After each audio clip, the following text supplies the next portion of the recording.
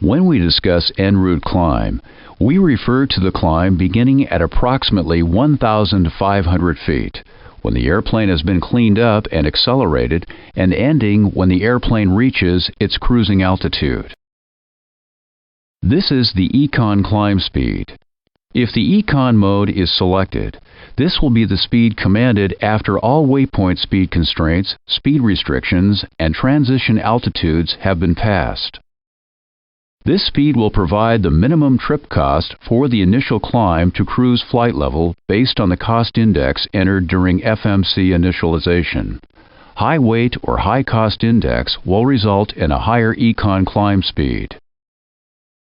As the airplane climbs to higher altitude, the climb speed target switches from a constant indicated airspeed to a constant Mach number. The FMC uses the initial econ cruise Mach number for the final part of climb. This eliminates the need for acceleration or deceleration upon transition from climb to cruise.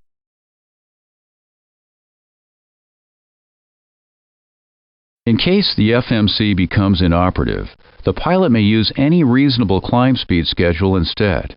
If desired, the pilot may use a standard climb speed schedule. That value is different for every airplane and is a speed schedule selected to yield good fuel efficiency for a typical medium takeoff weight. This standard climb speed schedule may be found in the text portion of the Performance in-Flight PI chapter. The Operations Manual and QRH do not provide any data for climb time, fuel, or distance. Now, at the top of climb, when the airplane achieves its initial cruising altitude, you will need to establish cruise at the target cruise speed. Let's discuss cruise speed for a few minutes. For a given altitude, the fuel efficiency the airplane achieves in cruise depends on the cruise speed, as shown here. Very low speeds are relatively inefficient, as are very high speeds. The fuel mileage depends on airplane weight in this manner.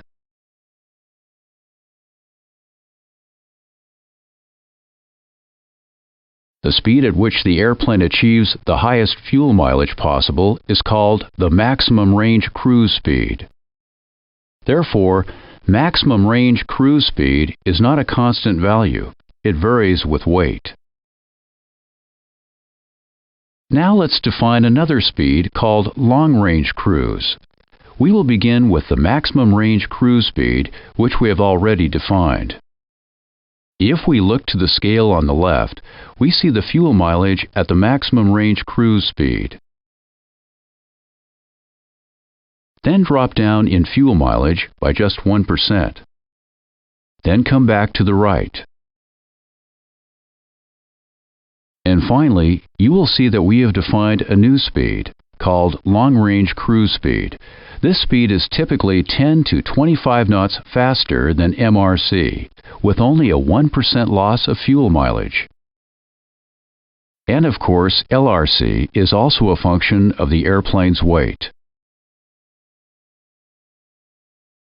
With the FMC operative, the speed can be seen on the CDU. Econ speed is the default, but the pilot may select LRC, or he may manually enter any other speed he desires. This econ cruise speed is a function of cost index, gross weight, altitude, and the actual winds. This speed will change during the flight as fuel burns, the wind changes, or a different altitude is selected. Econ cruise Mach can vary from a low of MRC at a cost index of 0 to the VNAV limit speed, or a cruise thrust limit speed at a high cost index. How about other cruise speeds available through the FMC? The FMC allows the pilot to manually select LRC if desired.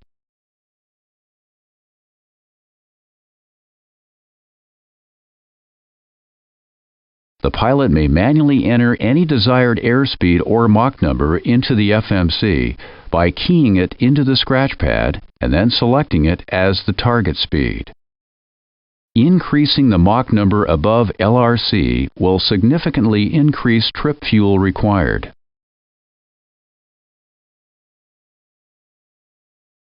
In the event the FMC becomes inoperative, the pilot can get the necessary cruise data, thrust setting, Mach number, airspeed, and fuel flow from Chapter PI in the QRH. However, the data is provided only for LRC.